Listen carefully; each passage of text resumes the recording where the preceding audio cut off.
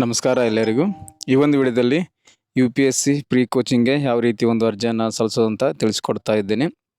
ಅಲ್ಪಸಂಖ್ಯಾತ ವಿದ್ಯಾರ್ಥಿಗಳಾದಂಥ ಮುಸ್ಲಿಂ ಮತ್ತು ಜೈನ, ಸಿಖ್, ಬೌದ್ಧ ಧರ್ಮಗಳಿಗೆ ಒಂದು ಅಪ್ಲಿಕೇಶನ್ ಬಿಟ್ಟಿದ್ದಾರೆ. ಈ ಒಂದು ಪ್ರೀ ಕೋಚಿಂಗ್ ಆನ್ಲೈನ್ ಅಪ್ಲಿಕೇಶನ್ UPSCದು. ಇದನ್ನು ಸ್ಟೆಪ್ ಬೈ ಸ್ಟೆಪ್ ಆಗಿ ನಿಮಗೆ ಅರ್ಜಿ ಹಾಕಿ ತೋರಿಸ್ತೀನಿ ಯಾವ ರೀತಿ ಅಂತ.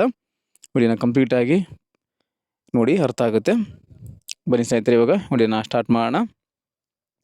ಮೊದಲಿಗೆ ಗೂಗಲ್ ಸರ್ಚ್ ಓಪನ್ ಮಾಡ್ಕೊಳ್ಳಿ. ಓಪನ್ ಮಾಡ್ಕೊಂಡಾಗ DOM.karnataka.go.in ಅಂತ ಸರ್ಚ್ ಮಾಡಿ. ಇಲ್ಲೇನು ನೋಡ್ತಾ ಇದ್ದೀರಲ್ಲ, ಡಿಪಾರ್ಟ್ಮೆಂಟ್ ಆಫ್ ಮೈನಾರಿಟಿ Karnataka.go.in ಅಂತ ಫಸ್ಟ್ ಲಿಂಕನ್ನು ಕ್ಲಿಕ್ ಮಾಡ್ಕೊಳ್ಳಿ. ಕ್ಲಿಕ್ ಮಾಡಿದ ನಂತರ ನಿಮಗೆ ಈ ರೀತಿಯಾಗಿ ಬರುತ್ತೆ. ಇದರಲ್ಲಿ ಸುದ್ದಿ ಮತ್ತು ಘಟನೆಗಳು ಅಂತ ಲೆಫ್ಟ್ ಸೈಡಲ್ಲಿ ರೆಡ್ ಕಲರಲ್ಲಿ ತೋರಿಸ್ತಾ ಇದೆ ನೋಡಿ. ಈ ಒಂದು ಆಪ್ಷನ್ ಮೇಲೆ ಕ್ಲಿಕ್ ಮಾಡ್ಕೊಳ್ಳಿ. ಕ್ಲಿಕ್ ಮಾಡ್ಕೊಂಡಾಗ ನಿಮಗೆ ಈ ರೀತಿಯಾಗಿ ಬರುತ್ತೆ. ಇದರಲ್ಲಿ 3ನೇ ಸೀರಿಯಲ್ ನಂಬರ್ ನೋಡಿ, online application for UPSC prelim support programme, last date 9/3/2026 5 ಗಂಟೆ ಅಂತ ಕೊಟ್ಟಿದೆ ನೋಡಿ. ಲಾಸ್ಟ್ ಡೇಟ್ ಬಂದು 9ನೇ ತಾರೀಕು 5 ಗಂಟೆವರೆಗೂ ನೀವು ಅರ್ಜಿಯನ್ನು ಸಲ್ಲಿಸ್ಕೋಬೋದು.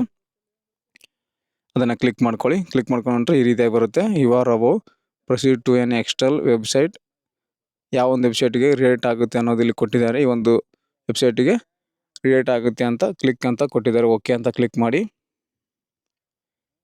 ಪಾಪಪ್ ಬ್ಲಾಕ್ಡ್ ಆಗಿದೆ, ಆಲ್ವೇಸ್ ಶೋ ಅಂತ ಕ್ಲಿಕ್ ಮಾಡಿ.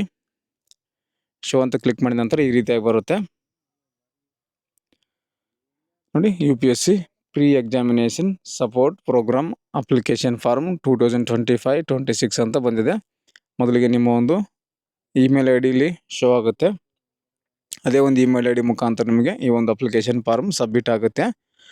ಗೂಗಲ್ ಡಾಕ್ಯುಮೆಂಟ್ ಇದು. ಕೆಳಗಡೆ ಸ್ಕ್ರೋಲ್ ಡೌನ್ ಮಾಡಿ. ಮೊದಲಿಗೆ ಇಮೇಲ್ ID ಕೇಳ್ತಾ ಇದೆ. ನಿಮ್ಮ ಒಂದು ಇಮೇಲ್ ID ಇಲ್ಲಿ ಹಾಕ್ಕೊಳ್ಳಿ. ಅದಾದ ನಂತರ ನಿಮ್ಮ ನೇಮ್ ಕೇಳ್ತದೆ, ನೇಮ್ ಆಫ್ ದ ಕ್ಯಾಂಡಿಡೇಟು. ನಿಮ್ಮ ಒಂದು ಹೆಸರನ್ನು ಇಲ್ಲಿ ಫಿಲಪ್ ಮಾಡಿ. ಅದಾದ ನಂತರ ಇಲ್ಲಿ ನೆಕ್ಸ್ಟ್ ಅಂತ ಕೇಳ್ತಾ ಇದೆ. ಇಮೇಲ್ ID ಮತ್ತು ನಿಮ್ಮ ಹೆಸರು ಹಾಕಿ ನೀವು ನೆಕ್ಸ್ಟ್ ಅಂತ ಕ್ಲಿಕ್ ಮಾಡ್ಕೊಳ್ಳಿ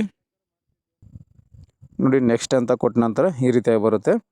students other details, the number of UPSC or KS exams in past 3 years ಅಂತ ಕೊಟ್ಟಿದ್ದಾರೆ. ಕಳೆದ 3 ವರ್ಷಗಳಲ್ಲಿ ನೀವು UPSC ಮತ್ತು KS ಎಕ್ಸಾಮನ್ನು ಎಷ್ಟು ಸಲ ಬರೆದಿರಿ ಅಂತ ಕೇಳ್ತಾ ಇದೆ.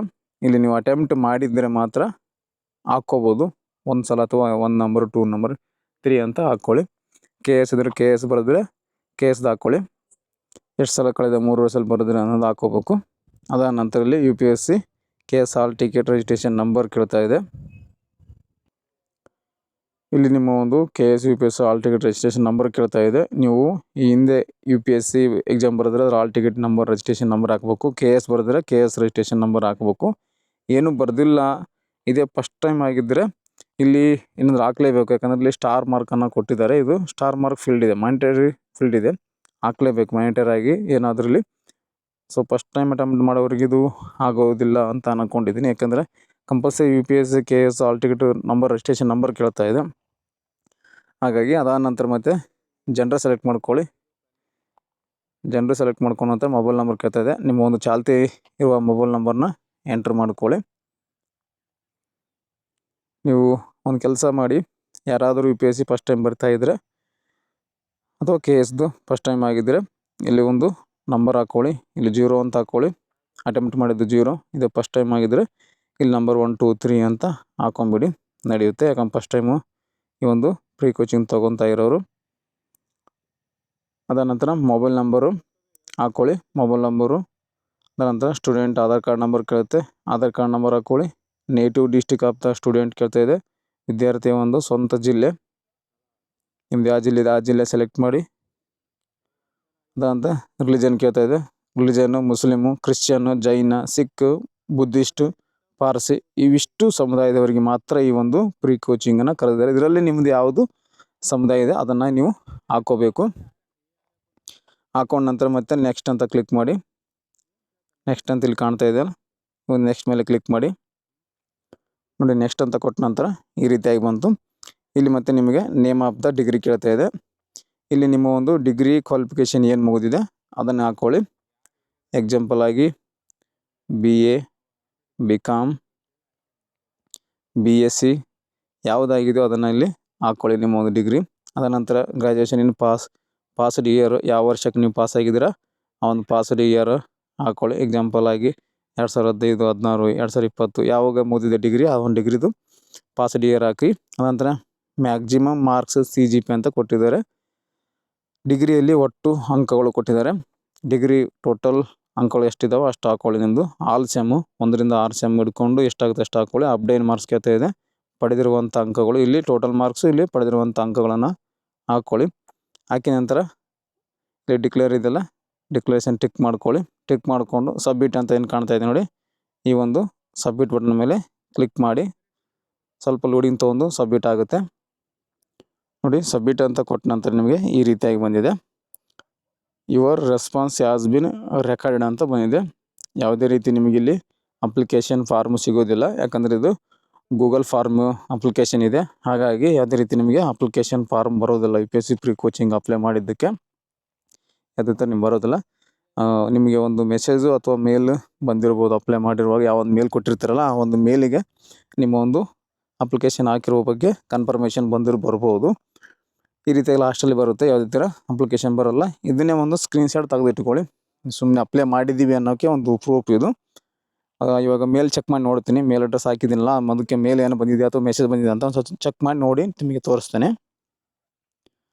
ಮೇಲ್ ಬಂದಿದೆ ಸ್ನೇಹಿತರೆ, ಯಾವುದೇ ರೀತಿ ಮೆಸೇಜ್ ಬಂದಿಲ್ಲ, ಮೇಲ್ ಬಂದಿದೆ. ನೋಡ್ತಾ ಇದೆ, ನಾನು ಮೇಲ್ಗೆ ಬಂದಿದೆ. ಈ ರೀತಿಯಾಗಿ ಮೇಲ್ ಬಂದಿರುತ್ತೆ. ಹಾಕಿರೋ ಬಗ್ಗೆ confirmation, thanks for the filling in this form UPSC pre examination supporting programme application form 2025-26 ಅಂತ ಬಂದಿದೆ. ಇಲ್ಲಿ ಗೂಗಲ್ ಫಾರ್ಮಲ್ಲಿ ನೀವು ಏನೆಲ್ಲ ಫಿಲ್ ಮಾಡಿರ್ತೀರ ಅದೆಲ್ಲನೂ ಮಾಹಿತಿ ನಿಮಗೆ ಇಲ್ಲಿ ಬಂದಿರುತ್ತೆ ನೋಡಿ. Thanks for filling for this form ಅಂತ ಬಂದಿದೆ. ಇದರಲ್ಲಿ ನೀವೇನೆಲ್ಲ ಫಿಲ್ ಮಾಡಿರ್ತೀರಲ್ಲ ಅದನ್ನೆಲ್ಲನೂ ಡಿಟೇಲ್ ಆಗಿ ಇದರಲ್ಲಿ ಕೊಟ್ಟಿರ್ತಾರೆ. ಸೊ ನಾವೇನೇನು ಅಪ್ಲೈ ಮಾಡಿದ್ದೀವಿ ಅವೆಲ್ಲನೂ ಇಲ್ಲಿ ನಮಗೆ ನೋಡ್ಕೋಬೋದು. ಮತ್ತೆ ಒಂದು ಸಲ ಏನೇನು ತಪ್ಪಾಗಿದೆ ಅಂತ ಒಂದು ಸಲ ನೋಡ್ಕೋಬೋದು ನೋಡಿ. Year is what was received ಅಂತ ಇದೆ. ಏನು ನಾವು ರಿಸೀವ್ ಮಾಡ್ಕೊಂಡಿದ್ದು ನಿಮ್ಮಿಂದ ಅನ್ನೋದು ಇದರಲ್ಲಿ ಕೊಟ್ಟಿದ್ದಾರೆ. ಇದನ್ನು ನೀವು ಸ್ನೇಹಿತರೆ ಈ ರೀತಿಯಾಗಿ ನೀವು ತುಂಬ ಈಸಿಯಾಗಿ ನಿಮ್ಮ ಒಂದು ಮೊಬೈಲ್ನಲ್ಲೇ ಈ ಒಂದು UPSC ಪ್ರೀ ಕೋಚಿಂಗ್ಗೆ ಆನ್ಲೈನ್ ಅಪ್ಲಿಕೇಶನ್ ಹಾಕೋಬೋದು. ಈ ಒಂದು ಮಾಹಿತಿ ನಿಮಗೆ ಉಪಯುಕ್ತ ಆಗಿದೆ ಅಂತ ಅನ್ಕೊತೀನಿ. ಇದರಲ್ಲಿ ಏನಾದರೂ ಗೊತ್ತಾಗಿಲ್ಲ ಅನ್ನೋದು ನಿಮಗೆ ಡೌಟ್ಸ್ಗಳಿದ್ದರೆ ಕಮೆಂಟ್ ಮಾಡಿ, ಕಮೆಂಟಲ್ಲಿ ಉತ್ತರ ಕೊಡ್ತೀರಿ. ಮತ್ತು ಡಿಸ್ಕ್ರಿಪ್ಷನಲ್ಲಿ Instagram ID ಇರುತ್ತೆ, ಅಲ್ಲಿ ಬಂದು ಹೆಚ್ಚಿನ ಮಾಹಿತಿಯನ್ನು ಕೂಡ ಪಡ್ಕೋಬೋದು. ಈ ಥರ ಇನ್ನೊಂದು ಉಪಯುಕ್ತ ಮಾಹಿತಿಯೊಂದಿಗೆ ಮತ್ತೊಂದು ವಿಡಿಯೋದಲ್ಲಿ ನಿಮ್ಮನ್ನು ಭೇಟಿ ಆಗ್ತೀನಿ ಅಂತ ಹೇಳ್ತಾ ಥ್ಯಾಂಕ್ಸ್ ಫಾರ್ ದ ವಾಚಿಂಗ್.